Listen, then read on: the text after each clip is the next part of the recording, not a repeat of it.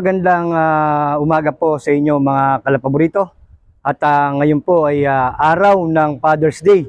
At ako po ay bumabati sa lahat ng mga ama natin na magiting na itinataguyod ang kanilang pamilya upang matustusan ang pangangailangan sa kanyang pamilya. Ayan. At ngayon naman po, nandito tayo sa ating mahal na lungsod, Caloocan, kung saan ay ikutin po natin ang ating syudad ng Caloocan at kung ano ang merong mga establishmento kung sakaling napunta kayo sa ating City Hall at inabot kayo ng tanghalian at tignan po natin kung saan malapit, kung meron po dito mga pakainan o kung ano mapaman po ang inyong mga pangailangan kung kayo'y napunta ng City Hall.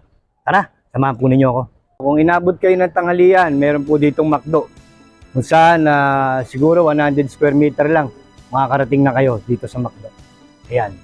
Ayan, at sa katabi ng McDo ay meron tayong Tapaking. Ayan. Dito rin yan, kadikit lamang ng City Hall natin. At dito naman po sa bandang kaliwa natin, meron tayong 7-Eleven din. Ayan. Di ba? Tingnan pa natin ang iba. Ayan, at dito hindi rin sa kalayuan, meron po ditong Mandarin. Kung kayo po nagugutom at makakapasyal kayo dito, meron ditong Mandarin.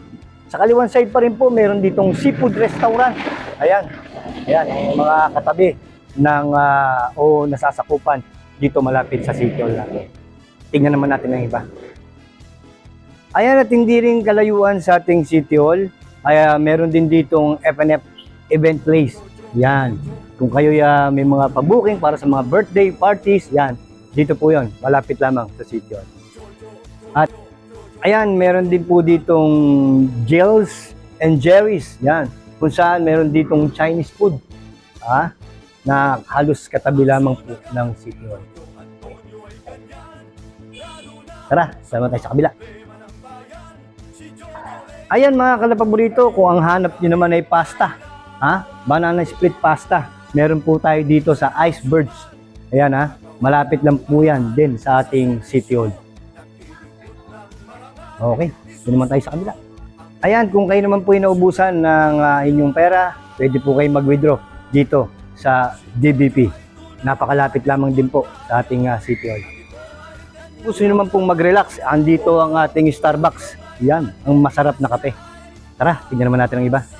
Ayan, mga kalapaborito, kung saan ay dito rin natin matatagpuan ang People's Park, kung saan pwede natin dalhin ang ating mga chikiting, ang ating mga bata na gustong maglaro o mamasyal, dito, malapit sa ating lungsod, Caloocan. Tara, pasok tayo. Ayan mga kalapaborito, nandito tayo ngayon sa loob ng People's Park kung saan makikita natin ang nakalagay na I Love Caloocan. Ayan. At tara, ikutin natin itong loob ng People's Park. Ayan mga kalapaborito, ito naman po ay triple twister. Bahagi po ng People's Park kung saan pwede tayo dito maglaro.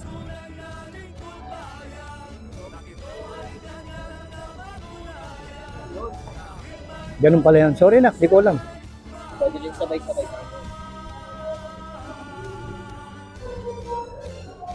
Ayos nak, may natutunan ako sa'yo. Ito po ay Space Walker. Try natin tong Space Walker na to. Yun oh.